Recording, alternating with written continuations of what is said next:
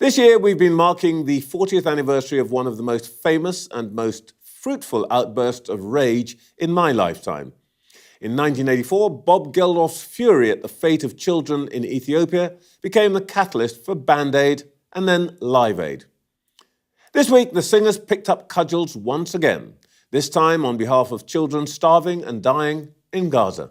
He spoke to us earlier before this morning's announcement of what the Israeli Defense Force calls a tactical pause in the fighting. Embrace yourself. Geldof's flame of fury is still blazing 4 decades on. Bob, you've written very strongly about the situation in Gaza this week. What made you want to get into it now?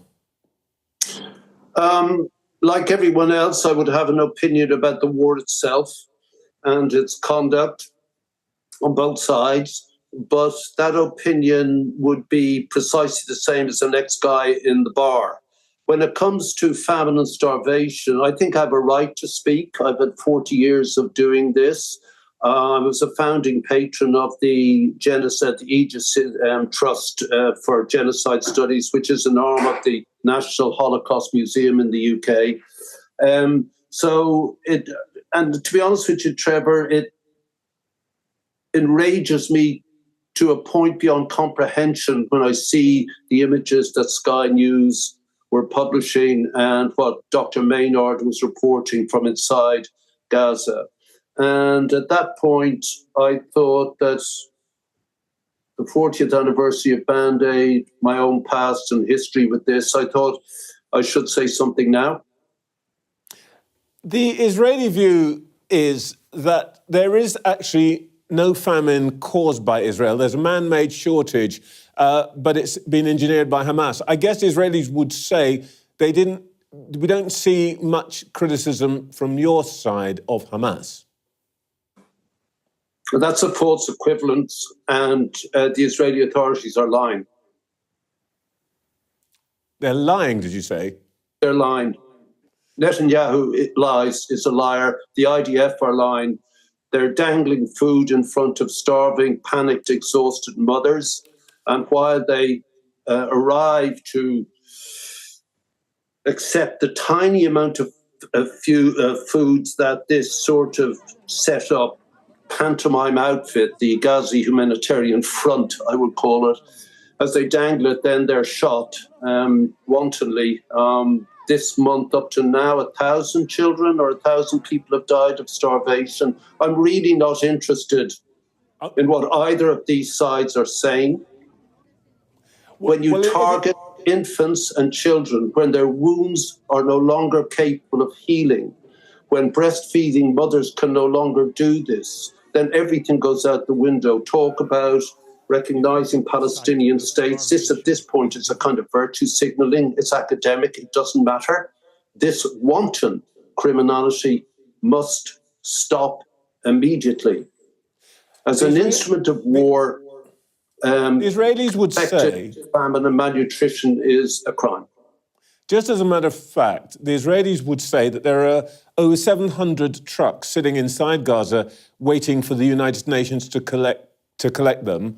And they say that this is a result of the UN's own incompetence, that this material, these food is there. And I don't think there's any argument that food is there, is there? I know you have to be fair-minded. I don't. I know this stuff back to front. Band Aid deals with these sort of people all the time. They're lying. And this is a disgrace.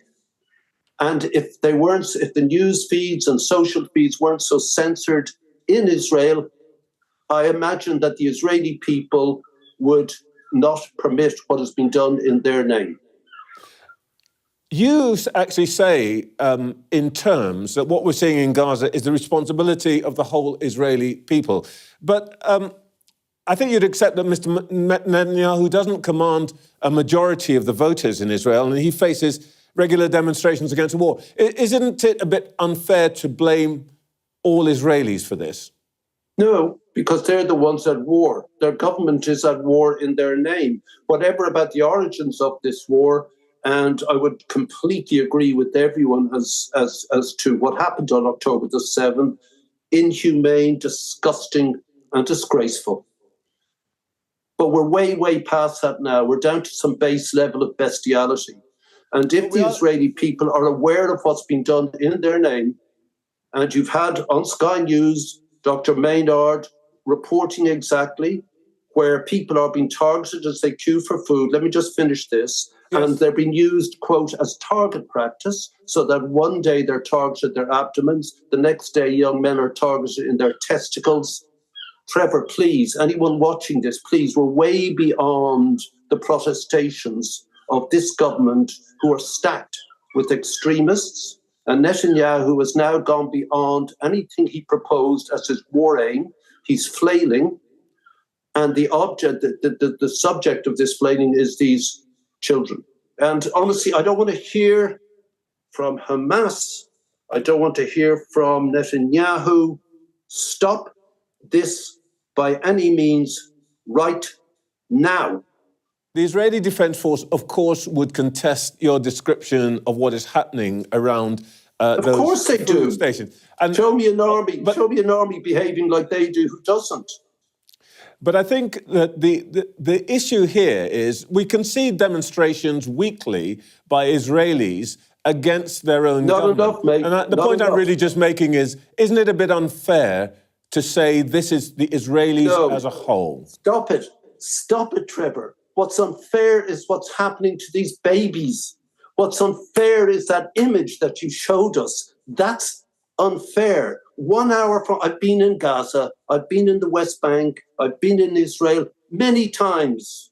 What's unfair is that 1 hour from the hunger, people are sitting down to their unthreatened dinners to turn on the next Netflix soap. 1 hour. So if Israelis want to protest, get in your cars. This is very Bob stuff, I know. Sorry about that. Okay. Get in your cars, stuff your cars full of food and drive through that border and let your own army stop you. Stop it. You guys stop it. Shame on you.